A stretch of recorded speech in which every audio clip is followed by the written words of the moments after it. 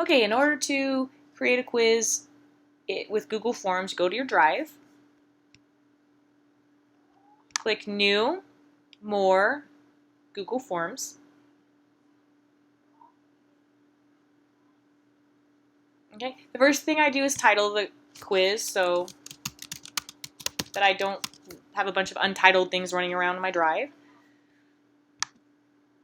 Then you can choose your form settings. It defaults to require the Hesperia Unified School District login. I just unchecked that by habit because some of my students had some Gmail that they were using. Their parents wouldn't let them on this district email or whatnot. So we have that. You have other choices: show progress bar, allow one response, shuffle the questions. Okay, good setting choices for you. So what I start with always is last name. You can add help text to anything. I always put a little note in here because my students don't capitalize their name, and it's a pet peeve of mine.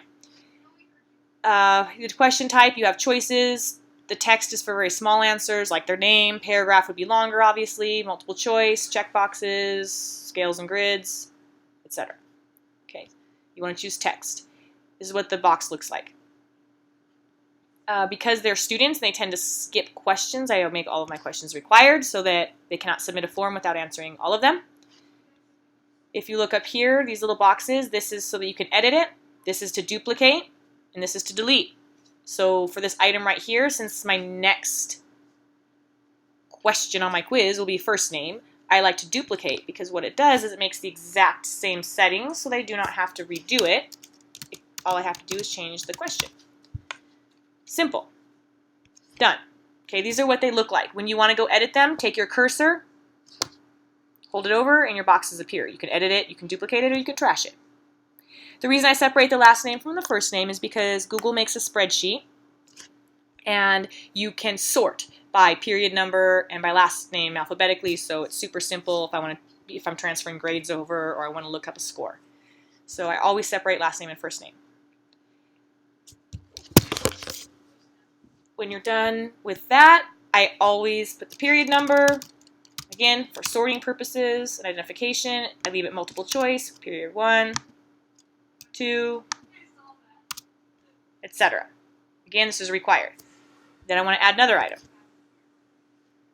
And I always put email address. This will be a text, question, and it's required. Why? Because when you give them a quiz with Flubaroo, you can turn right around and just have Flubaroo email the grades to them, which if you watch the Flubaroo video, you can choose to send the answer key or not send the answer key, but it shows them what they got correct and what they didn't. Simple way to give the kids feedback. So I always include the email address. Under advanced settings, if you really want an extra bonus for data validation, you can click this button, okay? And you can say the text of this answer must contain something. Okay, so if you want to make sure that they use their student email address, you can say it must include husdstudent.com app. So if they mistype it, it will give them an error message, and you can give them the error text, make sure you spelled it correctly. That way, if they make a mistake, the error text will pop up and you're good to go. You won't get a bunch of email addresses that don't work. So up to you if you'd like to use the data validation. You do not have to. Okay, but I like to do that. Then the next item you would add, oh, I don't know what happened there. Woo! I don't know.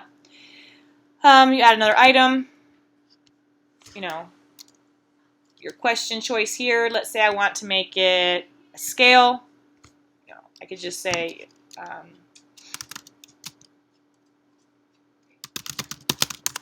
day, scale of 1 to 5. 1 is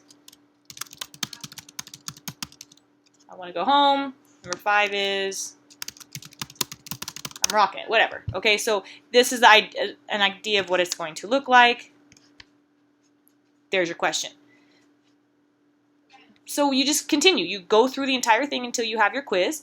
Your confirmation page, you can send anything you want. You can say your response has been recorded. You could say, thank you. Happy Friday. I mean, whatever you want to send, message you want to send to your kids.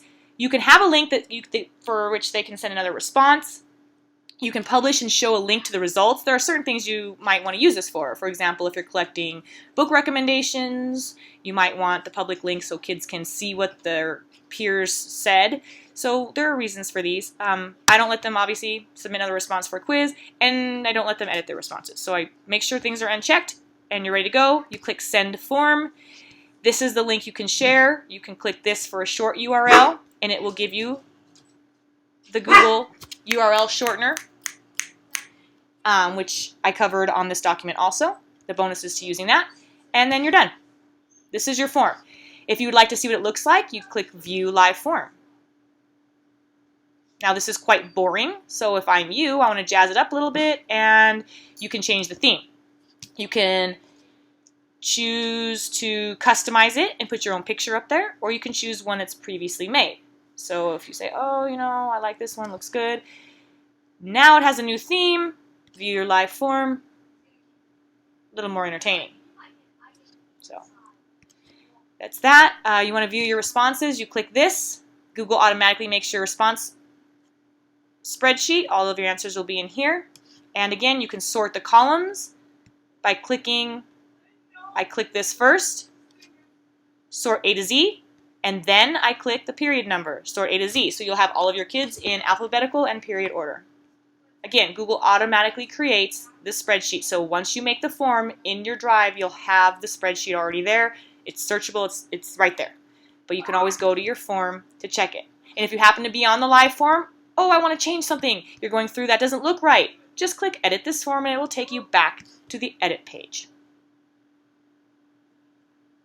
I put a video tutorial about how to use Flubaroo to grade the quizzes, so go check that out. It's a 3-minute tutorial. Very helpful. If you have any questions, feel free to contact me.